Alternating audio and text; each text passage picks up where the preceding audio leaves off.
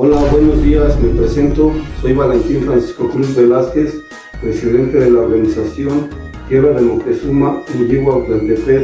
una organización para la regularización territorial nacional mixta,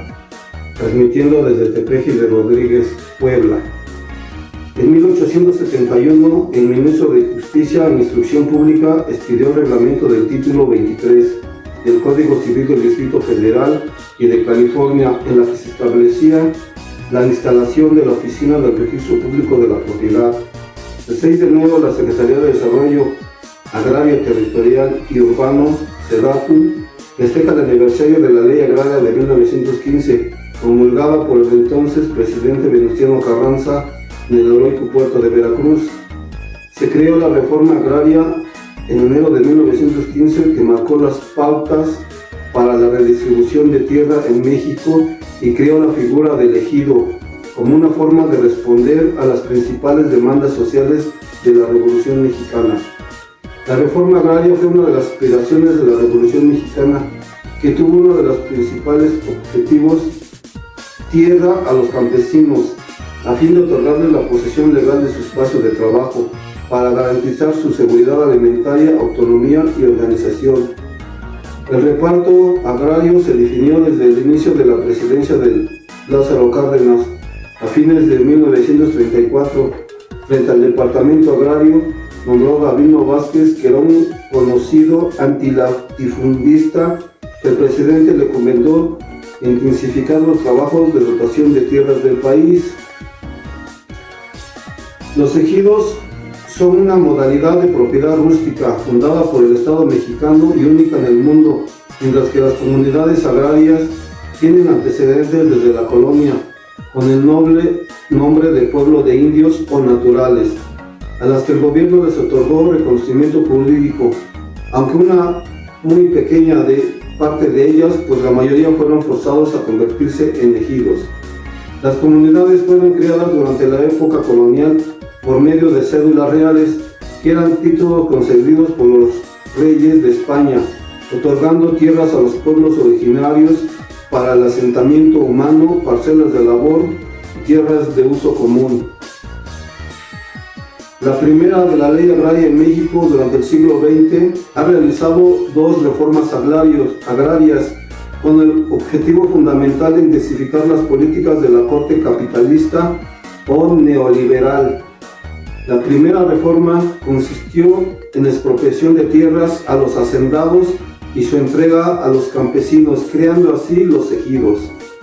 En diciembre de 1991, la Cámara de Diputados aprobó una serie de modificaciones a la Constitución que ponen término al reparto agrario y privatizan la propiedad de la tierra de los ejidos y de las comunidades indígenas.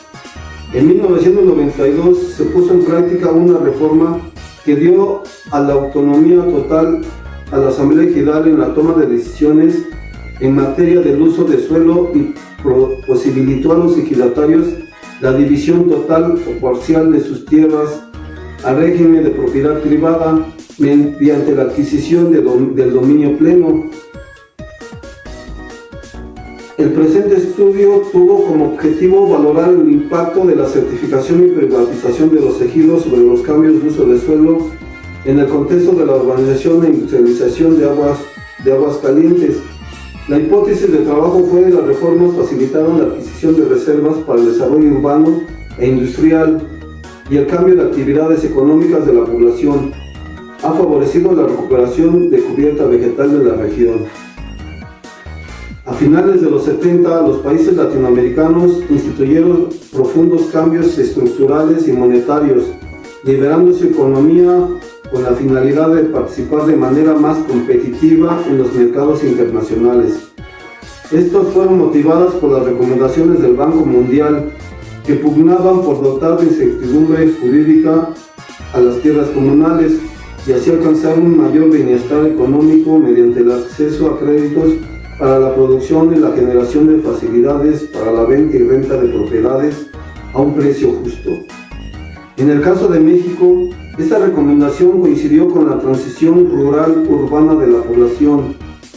Las ciudades crecieron de manera exponencial con invasiones de tierras comunales dando lugar a los asentamientos irregulares. Estos asentamientos eran poblados por grupos vulnerables que eventualmente y dotados de servicios, mientras que los dueños de las tierras recibían pagos insuficientes por sus propiedades, de tal manera que las recomendaciones del Banco Mundial fueron integradas a las políticas del ordenamiento territorial mexicanas. Previo a ello y como resultado de la Revolución Mexicana de 1917 a 1992, se implementó un proceso prolongado de reparto de tierras. Al final del periodo, más de la mitad del territorio campesino, bajo la forma de lo que hoy conocemos como ejidos y comunidades agrarias. Los ejidos son núcleos agrarios con autonomía en el manejo del suelo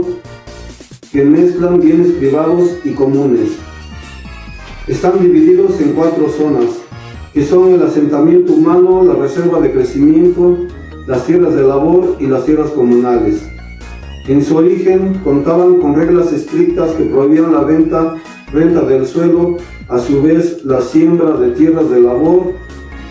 consideraban obligatorias, pues las tierras ociosas eran expropiadas a sus dueños. En 1992 se puso en práctica una reforma que dio autonomía a la Asamblea Ejidal con toma de decisiones de materia de uso del suelo